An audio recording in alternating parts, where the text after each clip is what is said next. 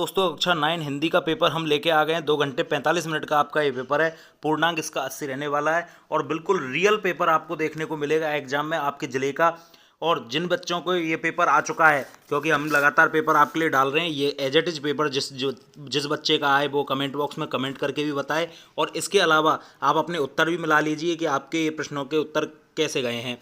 और जिनका पेपर अभी नहीं लगा है वो इस पेपर को पढ़ के जरूर जाएं। एज इट इज पेपर आपका मिलने वाला है। एक एक क्वेश्चन को मैं आपको करके बता रहा हूँ। इसमें पहला क्वेश्चन आपका यहाँ पर दे रखा है, इस जल प्रलय में रचना में फणीश्वर नाथ रेणु ने कहाँ की बाढ़ का वर्णन किया है? तो आंसर होगा पटना की बाढ़ का वर्णन किया है। अगला क्वेश्चन है आपका, एक कुत्ता एक मैना नामक पाठ हिंदी की किस विधा पर आधारित है? तो संस्मरण, ए ऑप्शन सही हो जाएगा यहाँ पर। अगला क्वेश्चन है, प्रेमचंद्र का जन्म कब हुआ था? तो 1880 में हुआ था प्रेमचंद्र का, बी ऑप्शन सही हो जाएगा। नेक्स्ट क्वेश्चन है, इतना तो हो ही गया 9-10 प्राणियों की जान बच गई, यह कथन किसका है? तो यह मोती का कथन है, बी ऑप्शन सही होने वाला है। सुरखाब शब्द का अभिप्राय क्या होता है? तो चक्रवाक पक्षी, सही ऑप्शन इसका सही हो जाएगा। अगला क्वेश्चन है, मेघ आए रचना के रचनाकार हैं? तो यह रचनाकार सर्वेश्वर दयाल सक्सेना के द्वारा लिखी गई है। एज इट इज क्वेश्चन पिछले पेपर में से रिपीट हो गया आपका ये। अगला क्वेश्चन है आपका, अत्यधिक शब्द में प्रयुक्त उपसर्ग है? तो अत्यधिक शब्द में अति उपसर्ग प्रयुक्त किया गया है, तो ए ऑप्शन यहाँ पर सही हो जाएगा। अगला क्वेश्चन हम देखते हैं यहाँ पर। नेक्स्ट है, मेघों के स्वागत में झुक गए, तो क्या झुक गए मेघों के स्वागत में? तालाब झुक गए, बी ऑप्शन सही हो जाएगा। अगले दोस्तों रिक्त स्थान की पूर्ति वाले क्वेश्चन चालू हो जाते हैं। एक एक क्वेश्चन को चेक करके जरूर जाएं और चैनल पर पहली बार आए हों तो सब्सक्राइब करके जो घंटी का निशान है उसे जरूर दबा दें, क्योंकि एक एक क्वेश्चन इस पेपर में से आपको एज इट इज मिलने वाला है। इसके अलावा अन्य विषयों के पेपर भी हम लगातार आपके लिए डालते रहेंगे। तो देखो दोस्तों, कबीरदास की रचनाओं का संग्रह है, तो इसको बीजक के नाम से जानते हैं, कबीरदास की रचनाओं का संग्रह। अगला क्वेश्चन है आपका, प्रेमचंद्र के फटे जूते पाठ के लेखक हरिशंकर परसाई, इसका आंसर हो जाएगा हरिशंकर परसाई, इसका सही आंसर होगा। अगला क्वेश्चन है आपका, प्रेम वाटिका के रचनाकार हैं? तो रसधान के द्वारा ये लिखी गई है, रसधान के द्वारा ये रचना लिखी गई है। अगला क्वेश्चन है, कोहरे से ढकी सड़क पर काम पर जा रहे थे। 13वां क्वेश्चन, जो शब्द संज्ञा और सर्वनाम की विशेषता बताते हैं उन्हें विशेषण के नाम से जाना जाता है।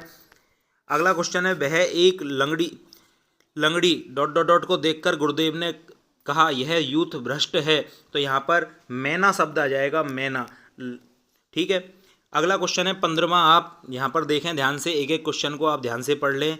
या लकुटी अरु खाली जगह पर राज तिहुपुर तजीक डारो, तो यहाँ पर आपका कमरिया शब्द आ जाएगा, कमरिया आप यहाँ पर फिल कर लोगे।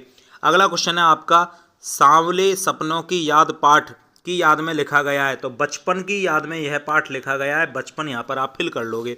अब दोस्तों सत्य और असत्य पर आधारित क्वेश्चन आपके चालू हो जाते हैं। एक एक क्वेश्चन को मैं आपको बताने वाला हूँ। हीरा और मोती बहुत अच्छे मित्र थे, तो ये सत्य बात है। रसखान राम भक्त कवि हैं, ये असत्य है। माटी वाली कहानी में मूल रूप से विस्थापितों की समस्या को उभारा गया है, ये सत्य कथन है आपका। ग्रामश्री पाठ में ग्राम को मरकट डिब्बे से खुला बताया गया है, यह कथन आपका सत्य हो जाएगा। अगला है आपका, कबीर रीतिकाल के कवि हैं, ये असत्य कथन है। मयंक सूर्य का पर्यायवाची है, ये भी असत्य है। और कैदी और कोकिला कविता दिनकर जी की रचिता है, तो ये आपका सत्य कथन हो जाएगा। नेक्स्ट ऑप्शन यहाँ पर दे रखा है आपका 24वां, मेरे परिवार में प्राय 100 वर्ष की लड़की नहीं थी, यह आपका सत्य कथन हो जाएगा। अगले क्वेश्चन आपके, निम्नलिखित अति लघुत्तरात्मक प्रश्नों के उत्तर आपको देने हैं यहाँ पर। पहला क्वेश्चन है, मृत्यु का तरल दूत किसे कहा गया है? तो बाढ़ का पानी यहाँ पर आंसर आ जाएगा आपका, बाढ़ का पानी आप यहाँ पर आंसर लिख दोगे। अगला क्वेश्चन है आपका, भूख मीठी की भोजन मीठा से क्या अभिप्राय है? तो इसका आंसर हो जाएगा समय पर वस्तु की उपलब्धता, आप यहाँ पर लिख दोगे समय पर वस्तु की उपलब्धता। ठीक है। नेक्स्ट क्वेश्चन देखते हैं यहाँ पर। अगला क्वेश्चन आपका दे रखा है, टिहरी बांध किस नदी पर व कहाँ बना हुआ है? तो भागीरथी नदी पर बना हुआ है, भागीरथी नदी पर यह बना हुआ है और उत्तराखंड में ये है। अगला है, 3-13 होना मुहावरे का अर्थ लिखते हुए वाक्य का प्रयोग कीजिए। तो 3-13 होना मतलब आपस में फूट होना, तो आपस में बहुत फूट है। जैसे रमेश और सुरेश बहुत अच्छे दोस्त थे, लेकिन अब आपस में उनमें बहुत ज़्यादा 3-13 हो रहा है, यानी बहुत ज़्यादा फूट है उनमें। किरण व हाथ के 3-3 पर्यायवाची लिखिए। तो किरण और हाथ के 3-3 पर्यायवाची, जैसे किरण का हो जाएगा उच्छ्वास, ग्रंथि, वीणा, पल्लव, इसी प्रकार गुंजन, युगधारा। ठीक है, तो किरण और हाथ के 3-3 पर्यायवाची आप लिख लें। सुमित्रा नंदन पंत की रचनाओं के नाम हमने आपको बताएं, उच्छ्वास, ग्रंथि, वीणा, पल्लव, गुंजन, युगधारा, युगवाणी, ग्राम्य। तो ये क्वेश्चन आपके हो गए। अगले क्वेश्चन हम देखते हैं यहाँ पर, नेक्स्ट आपके दे रखे हैं, ये बुक के क्वेश्चन है दोस्तों। संयुक्त वाक्य की परिभाषा आपको बतानी है। मानसरोवर से कवि का क्या अभिप्राय है। अगला क्वेश्चन है, गरीब आदमी का शमशान नहीं उजड़ना चाहिए, इस कथन का आशय स्पष्ट कीजिए। मनुष्य ईश्वर को कहाँ कहाँ ढूंढता फिरता है। कवि ने गांव को हरता जगमन क्यों कहा है। अपनी यात्रा के दौरान लेखक को किन किन कठिनाइयों का सामना करना पड़ा था। गुरुदेव ने शांति निकेतन को छोड़कर कहीं और रहने का मन क्यों बनाया। अगला क्वेश्चन है, बच्चों का काम पर जाना एक बड़े हादसे के समान है। 39वां क्वेश्चन यहाँ पर दिया हुआ है आपका, अपना उल्लू सीधा करना और आग बबूला होना, इस मुहावरे का अर्थ क्या होगा। अगला क्वेश्चन है, मेघ रूपी मेहमान के आने पर वातावरण में क्या परिवर्तन हुए।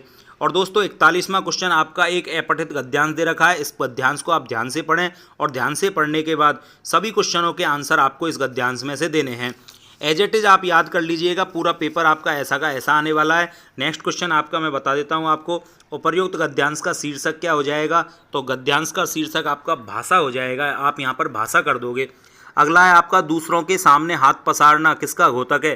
तो ये दरिद्रता का घोतक होता है। अगला क्वेश्चन है, राष्ट्रीय सम्मान को बट्टा कब लग जाता है। तो आंसर होगा, जब अपनी भाषा को छोड़कर दूसरी भाषा अपनाते हैं तब इस पर बट्टा लग जाता है। पराधीनता का परिचायक किसे माना गया है। राष्ट्रीय सम्मान की दृष्टि से क्या आवश्यक है और राष्ट्रभाषा का महत्व किस दृष्टि से विशिष्ट माना जाता है। ये एक एक क्वेश्चन आप ध्यान से यहाँ पर कर लें। अगला क्वेश्चन 42वां चालू हो जाता है, सप्रसंग व्याख्या आपको करनी है 6 नंबर का। और 43वां क्वेश्चन है, अपने आप को गणेश मानते हुए अपने विद्यालय के प्रधानाचार्य को खेलकूद सुविधा बढ़ाने के लिए एक पत्र लिखना है। या फिर अपने पिताजी का स्थानांतरण हो गया है, अपने प्रधानाचार्य को स्थानांतरण प्रमाण पत्र के लिए प्रार्थना पत्र आपको यहाँ पर लिखना है।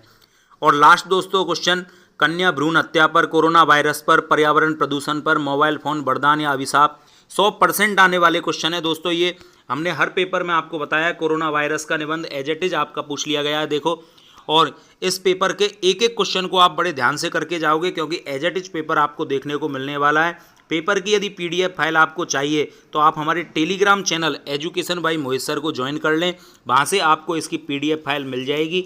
और पेपर को आप कमेंट बॉक्स में कमेंट करके बताएं किस किस जिले में ये पेपर एज इट इज आपका फंसा है और आपके पेपर में इसमें से कितने क्वेश्चन आपके आए हैं लगातार। और जिस बच्चे का ये पेपर आया है वो अपनी आंसर शीट भी मिला ले। तो दोस्तों ऐसे ही पेपरों के लिए आप चैनल को सब्सक्राइब करके बेल आइकन दबा दीजिए। मिलते नए पेपर के साथ नई वीडियो में। जय हिंद।